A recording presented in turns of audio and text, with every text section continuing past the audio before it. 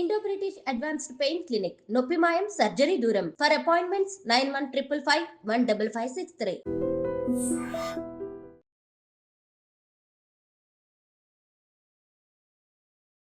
Welcome to iDream. It's me Anusha Kumal. ఇవాళ మన guest Madhavi గారు, మోటివేషనల్ స్పీకర్, ఫ్యామిలీ కౌన్సిలర్ మనతో పాటు ఉన్నారు. వారితో మాట్లాడదాం.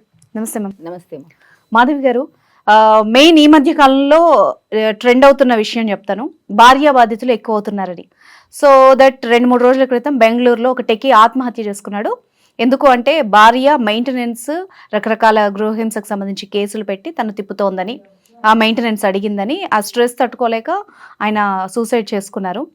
సో ఒకవైపు ఏమో భార్య బాధితులు కానీ భర్తలు కానీ చెప్తున్న విషయం, అసలు పెళ్ళంటేనే నమ్మకం పోతోంది, కేవలం మనీ కోసమే పెళ్లి చేసుకుంటున్నారు, వేధిస్తున్నారు అని ఒక రకమైన నెగిటివిటీ ఉంది. ఇటు అమ్మాయిల వైపు కూడా అదే అంటున్నారు. వాళ్ళు కూడా మేము చదువుకున్నాం, ఇంత సంపాదిస్తూ మంచి కెరియర్ ఉండి వీళ్ళకి లక్షల కోట్లు కట్నాలు ఇచ్చి మళ్ళీ మేము సఫర్ అవ్వాలా అన్నది. సో బ్యాలెన్స్డ్గా మాట్లాడదాం మనం. అసలు ఎలా చూడాలి నిజంగా ఇలాంటి సిచ్యువేషన్స్ ఎదురైనప్పుడు అమ్మాయిలైనా అబ్బాయిలైనా ఎట్లా దాన్ని డీల్ చేయాలి? చాలా కాంట్రవర్సీ కేసెస్ ఇలాంటివి. అంటే ఇప్పుడు మీరు అన్నట్టు భార్య బాధితులు, అలాగంటే భర్త బాధితులు కూడా ఉంటుంది కదా. అంటే ఇప్పుడు ఏమైంది సొసైటీ కొంచెం మార్పు వచ్చింది. అంటే మీరు అన్నట్టుగా they are started raising their voice. మన ముందు కూడా కాలేదా? ముందు కూడా డైవర్స్ కాలేదా? ముందు కూడా అన్ని జరిగాక మధ్యలో వదిలేటాలు, వాళ్ళు వెళ్ళిపోవటాలు, వేరే వాళ్ళు పెళ్లి చేసుకోవడం జరగలేదా? అప్పుడు ఎవరికైనా కంపెన్సేట్ అడగలేదు. అంటే నా ఫ్యామిలీకి చూసుకోవడానికి డబ్బులు ఇవ్వండి అని అడగకపోవడం, వాళ్ళ ఫ్యామిలీ సపోర్ట్ చేయడం, అలా జరిగింది. బట్ ఇప్పుడున్న దాంట్లో ఏంటంటే ఇప్పుడున్న లైఫ్ స్టైల్ వేరేగా అయిపోయింది. ఒక ఫ్యామిలీ డెవలప్ అవ్వాలి, ఫ్యామిలీ అంటే పిల్లల ఎడ్యుకేషన్ చూడాలంటే చాలా ఖర్చుగా ఉంది. అవును అన్నప్పుడు అక్కడ ఏం జరిగిందో మనకు తెలియదు. ఒక డైవర్స్ వరకు వచ్చింది అని అంటే ఇద్దరిది తప్పు ఉండొచ్చు. ఓకే, ఇద్దరి తప్పు ఉంటేనే జరుగుతుంది, అంతేగాని ఒక్కళ్ళదే తప్పు అయితే అక్కడ ఇంత సిచ్యువేషన్ రాదు. ఎందుకంటే ఒకళ్ళు అడ్జస్ట్ చేసుకునే వాడు ఉంటే ఎంతైనా కాంప్రమైజ్ అవడానికి ఆస్కారం ఉంటుంది. బట్ ఇద్దరిలో తప్పు ఉంది కాబట్టి అది జరిగింది. అక్కడ జరిగినప్పుడు ఆమె వెళ్ళిపోతానే అంది కదా. ఇప్పుడు నీ నుండి నేను టార్చర్ పెడతా అనలేదు, అది నేను నీకు డబ్బు ఇస్తే నేను వెళ్ళిపోతా అని చెప్పినప్పుడు నువ్వు అది అరేంజ్ చేసుకోలేక, నీకు ఇంత పలుకుబడి కూడా లేదా, అరే ఇంత ఫైనాన్షియల్ స్టేటస్ లేదా, ఇంత ఫైనాన్షియల్ అప్రోచ్ లేదా, నువ్వు ఎక్కడైనా ఒక లోన్ తీసుకొని నీ భార్య ఆమెకి ఇచ్చి పంపించేసి ఇక్కడ హ్యాపీగా ఉండొచ్చు కదా. ఇతను చచ్చిపోవడానికి ఏం ఆస్కారం వచ్చింది? దట్టు వాళ్ళకి ఒక బాబు కూడా ఉన్నాడు. అంటే ఆయన బాధ్యత కాదు అక్కడ. రేపటి వీళ్ళిద్దరు కలిసి ఉంటేనే తన ఇద్దరు బాధ్యత తీసుకోవాల్సిన వ్యక్తి విడిపోతా అన్నప్పుడు ఇద్దరికి ఎందుకు ఆయన ఇవ్వలేకపోయాడు? అంత స్ట్రెస్ ఫీల్ అయ్యాడా? అంటే మనం ఏం చేస్తాం, ఇలాంటి కేసు వచ్చిన వెంటనే ఏమంటాం అంటే అరే వాడికి అంత స్ట్రెస్ పెరిగింది. అంటే ఒక ఆడవాళ్ళు కూడా ఇలాంటి స్ట్రెస్ లో నుంచి వచ్చిన వాళ్ళే. అవును, ఎంత మనం ఇప్పటికీ చూస్తే ఈ మధ్యలో కూడా చూస్తే ఎంతో మందికి మన డౌరీకి చంపిన వాళ్ళు ఉన్నారు. అవును, అవునా కదా. లాస్ట్ 24 hours లో మేడం 4 కేసులు జరిగినాయి. దౌరీ హెరాస్మెంట్, సూసైడ్లు కానీ ఈ కేసులు కానీ ఆడవాళ్ళు ముఖ్యంగా చనిపోయిన వాళ్ళు ఉన్నారు. బట్ ఓవరాల్ ద ఇంటర్నెట్ కానీ నేషనల్ మీడియాలో కానీ ఇప్పుడు చర్చ మొత్తం ఈ టెక్కీ విషయంలోనే జరుగుతోంది. అది మీరు చెప్పింది కరెక్ట్. ఇప్పుడు నేను చాలా వరకు కేసెస్ విన్నా. రీసెంట్ ఒక కేసు ఇప్పుడు దీనికి రిలేటెడే, తనకి భార్యకి ఇవ్వాల్సి వచ్చిందని తన భార్యని వేరే వారితో సంబంధం ఉందని చెప్పి పెట్టి అది ప్రూవ్ చేశాడు. అంటే అది ఆలోచించాను. అంటే తన భార్యకి డబ్బులు ఇవ్వాల్సి వస్తుందని చేశాడు. అది నిజమో అబద్ధం మనకి తెలియదు. అంటే కొన్ని కేసెస్ ఎలా వస్తున్నాయంటే ఎవరిది రైట్ రాంగ్ మనం చెప్పలేకపోతుంది. బట్ ఇక్కడ నేనేమంటాను, అరే నీ భార్య నీకు వెళ్ళిపోతా అంటుంది, ఇది హ్యాపీ కదా, నీతో ఉండి నేను బాధ పెట్టేదానికంటే నేను వెళ్ళిపోతా అని చెప్పింది. ఇవ్వాల్సిన డబ్బులు ఇచ్చి పంపించేస్తే she can have her own life, నువ్వు నీ బతుకు నువ్వు బతకచ్చు. కానీ దాన్ని నువ్వు స్ట్రెస్ తీసుకొని నువ్వు చచ్చిపోయి దానికి ఒక కేసు క్రియేట్ చేసి బాధితులు ఇలా తయారయ్యారు, భార్య పెట్టి కష్టాల వల్ల చచ్చిపోయాడు అంటారు. మళ్ళీ మీ ఎంతో మంది భర్త పెట్టే కష్టాలతో బతుకుతున్న వాళ్ళు ఉన్నారు, చనిపోయిన వాళ్ళు ఉన్నారు, మీరే అన్నట్టుగా డౌరీతో చచ్చిపోయిన వాళ్ళు ఉన్నారు, రేప్ అయి చచ్చిపోయిన వాళ్ళు ఉన్నారు. ఇప్పటికీ పిల్లలు బాధ్యత తీసుకుని బతుకుతున్న వాళ్ళు, ఫైట్ చేస్తున్న లేడీస్ చాలా మంది ఉన్నారు. ఎంతమంది లేడీస్ ఉన్నారు బయట. ఇప్పుడు సగం పెండింగ్ కేసెస్ కూడా నడుస్తున్నాయి. ఎక్కడ మీరు చాలా వరకు జెన్యూన్ గా చూస్తే కూడా భార్య కూడా బాధపడే చాలా సిచ్యువేషన్స్ ఉన్నాయి. ఇక్కడ ఎలా ఉంటుందో ఒకసారి ఆలోచించండి. మగవాడు అంటే సొసైటీ ఎవరికి హెల్ప్ చేస్తుంది చెప్పండి నాకు ఒకసారి. మగవాళ్ళకి చాలా హెల్ప్ చేస్తుంది. అవునా కదా. మేల్ డామినేటెడ్ సొసైటీ కదా మన పితృస్వామ్య వ్యవస్థలో బతికి ఇప్పుడు ఏదో సంఖ్యలు తెంచుకొని బయటకు వస్తున్నారు అమ్మాయిలు. అంతే కదా. ఏమంటారు, ఇద్దరు విడిపోతే అరే ఇది వాడితో అడ్జస్ట్ చేయలేకపోయింది, ఇది ఏంటో అన్నట్టు మాట్లాడతారే తప్ప అరే వాడు ఎందుకు దాన్ని, వాళ్ళు కూడా తప్పు ఉందని చాలా ఎంతమంది ఆలోచిస్తారు. అవును, ఒక అమ్మాయి హస్బెండ్ వదిలేసి వచ్చిందంటే వెంటనే ట్యాగ్ వస్తుంది సొసైటీ నుంచి, మొగుడిని వదిలేసి వచ్చింది, ఇది ఎలా బతుకుతుంది. అమ్మాయిలు కూడా అదే ఉంటుంది. అవును, మీరు ఇలా ఉండలేకపోతే వచ్చేయమంటే కూడా కొంతమందికి ఉంటాయి సిచ్యువేషన్స్. లేదండి పిల్లలు ఎలాగుంటారు, నేను వచ్చేస్తే మా ఆయన తిట్టినా పడినా నేను ఆ ఇంట్లోనే ఉంటాను, నా పిల్లలు కష్టం అవుతుంది. బట్ ఒక్కసారి ఆలోచించండి, మీరు ఎంత కాలం ఆ దెబ్బలు తిట్లు తింటూ ఆ ఇంట్లో ఉంటే మీ పిల్లలు రేపటినాడు ఎలా తయారవుతారు. ఆ ఎన్విరాన్మెంట్ లో పిల్లలు బాగా చక్కగా బతకరు. అలాంటి డెసిజన్స్ వాళ్ళు కరెక్టే తీసుకుని ఉంటారు. డైవర్స్ అనేది చాలా వరకు మనం తప్పు అంటాం, కానీ ఒక్కొక్క సిచ్యువేషన్ లో చాలా సిల్లీగా సెపరేట్ అవ్వడం అనేది కొంత సిల్లీగా, అంటే వాడు కొట్టాడనో లేకపోతే తిట్టాడనో లేకపోతే నేను ఖర్చు పెట్టే డబ్బులు ఇవ్వలేదనో లేకపోతే నేను సంపాదించిన డబ్బులు నాకు ఇవ్వట్లేదు, ఇద్దరు ఫ్యామిలీకి ఇద్దరు ఇన్వెస్ట్ చేయాలంటున్నాడు, నేను అలా ఇవ్వను, నా డబ్బు నేనే ఖర్చు పెట్టుకుంటా, ఐఎమ్ వెరీ సెల్ఫ్ ఇండిపెండెంట్ గా ఉందాం అనుకుంటున్నా, నాకు ఫ్రీడమ్ కావాలి, నా ఆలోచనలో కలవద్దు, నేనేం చేసిన రైట్, నేను రాత్రి ఇలా తిరుగుతా అనేది కొన్ని మనం ఆలోచించాలి. ఎందుకంటే కొన్ని లిమిట్స్ ఉంటాయి. అవును, ఏ రిలేషన్ లో ఒక లిమిట్స్ ఉంటేనే ఆ రిలేషన్ బాగుంటుంది. వైఫ్ అండ్ హస్బెండ్ అయ్యాక ఇద్దరు కలిసి కోఆర్డినేటెడ్ గా వర్క్ చేయాలి, అంతేగాని ఇద్దరు డామినేటెడ్ గా వర్క్ చేయకూడదు. అవునా కదా, అది చాలా ఇంపార్టెంట్. ఒకళ్ళు డామినేట్ చేస్తాం అన్నది మీరు ఇప్పటిదాకా మన కేసులు చూసినప్పుడు మీరు ఎక్కడ చూసినా మేల్ డామినేషన్ చూసాం మనం.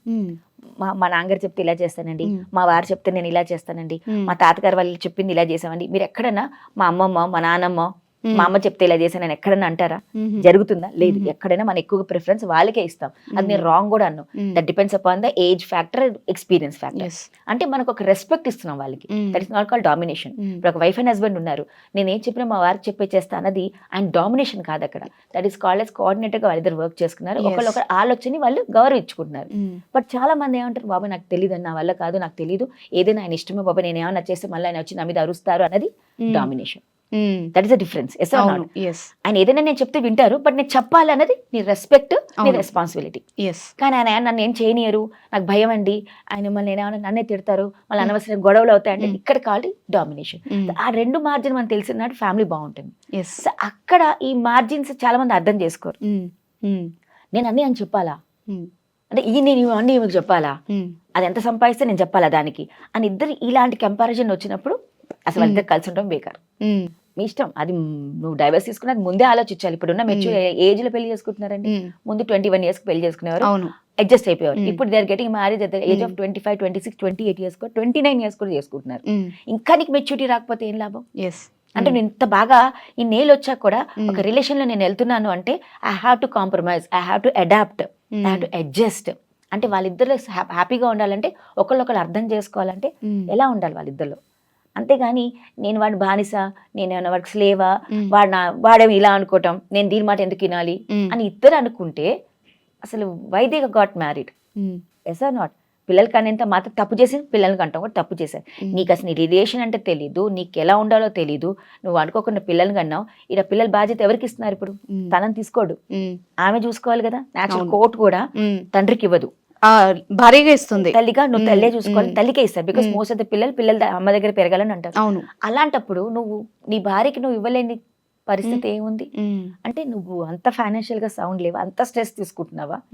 సో మనం కూడా చెప్పలేం మ్యామ్ అక్కడ ఏం సిచ్యువేషన్ జరిగింది, అతను ఏం స్ట్రెస్ పడ్డాడో మనకు అంత తెలియదు. మోస్ట్ ఆఫ్ ఆయన చనిపోయాడు, చచ్చిపోయి ఏం సాధించాడు? కేసులో పడ్డాడు అంతే. ఒక పెద్ద ఇష్యూ క్రియేట్ చేసుకుని వెళ్ళాడు. అదే బతికుండి అక్కడ ఫైట్ చేసి నాకు ఇలా జరిగింది, నాకు న్యాయం చేయండి అంటే ఎవరు చేయరు న్యాయం? అవును. మగవాళ్ళకి ఎవరు న్యాయం చేయని వాళ్ళు ఉన్నారు చెప్పండి? ఇప్పుడు చాలా కేసులు మీరు చూస్తే అన్ని అలాగే నడుస్తున్నాయి. మీడియా కూడా ఎక్కుతున్నారు కదా. There are so much of support is there from the society. నువ్వు స్ట్రెస్ తీసుకొని నువ్వు బాధపడి ఆడవాళ్ళ మీద పడి ఏడుస్తే ఏమొస్తుంది మనకి? అలాంటి ఆడవాళ్ళు కూడా మగవాళ్ళ మీద పడి ఏడవాలి కదా. ఇప్పుడు మనం ఎక్కడికైనా మనం ఆలోచించిన ఏంటి, ఫ్యామిలీ బాగుండాలి, అడ్జస్ట్ అవ్వాలి. కొంతమంది బయటకు వచ్చేస్తాం ఎందుకంటే పడలేక, తప్పు కాదు అక్కడ. అది బయటకు వచ్చిన ఆమె తప్పు, అలానే మళ్ళీ మోస్తున్నారు కదా, అదే మోస్తున్నారు. మీరు ఎవరైనా బయటకు వచ్చిన వాళ్ళు ఎక్కడైనా మీరు చెప్పండి, ఇప్పటికి ఈమె హస్బెండ్ వదిలేసి వచ్చిందంటే ఎవరైనా ఒక్కళ్ళు కూడా సో అండ్ సో అన్నవాళ్ళు she has done good thing అని ఎవరు చెప్పరు. ఎవరు? వాళ్ళ ఫ్యామిలీనే మేడం. ఎగ్జాంపుల్ చెప్తే వాళ్ళ ఇంట్లో ఫంక్షన్స్ కి వాళ్ళని ఇన్వైట్ చేయరు, వాళ్ళ సొంత కూతురు కూడా ఇన్వైట్ చేయరు. అలాంటి సందర్భాలు ఎన్నో చూసాం. వాళ్ళు తీరా చూస్తే ఆఫీసుల్లో పెద్ద పెద్ద పొజిషన్స్ లో ఉంటారు, కానీ వాళ్ళని చూసే విధానం మాత్రం వేరేలా ఉంటుంది. అదే భర్తలు ఇలాంటి కేసెస్ లో భార్య చనిపోయినా మళ్ళీ వెంటనే మ్యారేజ్ కి రెడీ, పెద్ద పెద్ద సెలబ్రిటీలు అదే ఇయర్ లో మ్యారేజ్ పబ్లిక్ గా చేసుకున్న సందర్భాలు కూడా మనం చూసాం. చేసుకుని తప్పలేదు కదా, సెలబ్రిటీ కదా వాళ్ళు, వాళ్ళతో ఏం చెప్పినా ఏం కనిపించదు వాళ్ళకి. బట్ కామన్ మ్యాన్ చేసిన వెంటనే ఒక పెద్ద ఇష్యూ. ఈమె 2 పెళ్లి చేసి ఇది ఒక ఇష్యూ. అవును. అది ఎందుకు ఇష్యూ క్రియేట్ చేసుకుంటారు? When they have separated happily, divorce తీసుకున్నారు, వాళ్ళ లైఫ్ వాళ్ళది, తప్పలేదు దాంట్లో. అరే వాళ్ళు అక్కడ వాళ్ళు సరిగ్గా కుదరలేకపోయింది, maybe they not able to get together with each other. అలాంటి టెన్షన్ లో వాళ్ళు పెరిగి వాళ్ళ పిల్లల నుంచి ఒక పిల్లల్ని యాంటీ సోషల్ ఎలిమెంట్ గా తయారవుతారు వాళ్ళు ఎండ్ ఆఫ్ ద డే. మీరు ఎక్కడైనా ఎవరైనా ఎగ్జాంపుల్ తీసుకొని పిల్లలు బయట ప్రవర్తిస్తున్నారు అంటే ఇంట్లో సరిగ్గా లేకపోవడం కారణమే. ఫ్యామిలీ ప్రాబ్లం ఉన్న వాళ్ళు చాలా గ్యారంటీగా పిల్లలు యాంటీ సోషల్ అవుతారు, లేకపోతే చాలా డిప్రెషన్ లో పెరుగుతారు పిల్లలు. And the end of the day వాళ్ళు ఎవరినైనా చంపుతారు, వీళ్ళైనా చచ్చిపోతారు. అది కూడా మనం చూసాం పిల్లలకి. వాళ్ళు they can't take up anything seriously, ఏదైనా చాలా భయపడిపోతారు, యాంగ్జైటీ ఫీల్ అయిపోతూ ఉంటారు, ప్రతిదాని టెన్షన్ తీసుకుంటారు. అలాంటి ఫ్యామిలీలో పిల్లలు బయటకు వచ్చి ఏం లాభం? ఫ్యామిలీ ఎందుకు ఉందండి? సపోర్ట్ చేయడానికి. ఎస్ ఒకళ్ళొకళ్ళు సపోర్ట్ సిస్టమ్ కోసం మన ఫ్యామిలీ క్రియేట్ చేసాం. అలాంటిది అదే ఫ్యామిలీ మనని తినేస్తూ, మన లైఫ్ని తింటూ, మన పిల్లల లైఫ్ పాడు చేస్తున్న ఫ్యామిలీ ఉంటే ఏంటి, లేకపోతే ఏంటి, ఎస్ ఆ పర్సన్ అర్థం చేసుకోవాలి. అసలు చచ్చిపోయే ముందు అరే నేనేం చేస్తే బెటర్, నా పిల్లలకి ఏం చేస్తే బెటర్, వై నా ఫ్యామిలీకి ఎలా చూసుకోవాలి, రేపు నేను ఎలా బతకాలి, నాకున్న లైఫ్కి ఇది ఇంపార్టెంటా, కానప్పుడు దీన్ని నేను ఎలా ఓవర్కమ్ చేయాలని ఆలోచించకుండా ఆ స్ట్రెస్ నేను భరించలేకపోయి చనిపోయాడంటే ఎండ్ ఆఫ్ ద డే వాళ్ళ ఫ్యామిలీకి ఆయన ఏమి ఇచ్చాడు చెప్పండి? ఎస్ తన లైఫ్ సక్సెస్ ఇన్నేళ్ళు కష్టపడి ఎక్కడో జాబ్ చేసిన వాడే కదా, కష్టపడి చదువుకున్నాడా? అవును. ఇంత కష్టపడి చదివి తన కాళ్ళ మీద నిలబడి అంత మంచి కంపెనీలో జాబ్ చేసిన వ్యక్తి దీనికోసం చనిపోయాడంటే what he has learn from the life. అనవసరంగా అల్టిమేట్ గా ఇప్పుడు వాళ్ళ బాబు, నేను అట్లీస్ట్ ఆమె విడిపోయింది, వాళ్ళ బాబుని అనాథం చేసినట్టే అతను. అంతే కదా. ఎస్ ఆ పిల్లోడికి ఇప్పుడు తండ్రి లేడు, రేపన్నాడు వాడు ఇప్పుడు ఆమె వేరే, if she wanted to get married only that is her own wish. But అలాంటి ప్రేమ ఆ అబ్బాయికి దొరుకుతుందా? End of the day child support కూడా ఏం ఉండదు ఎలాగో.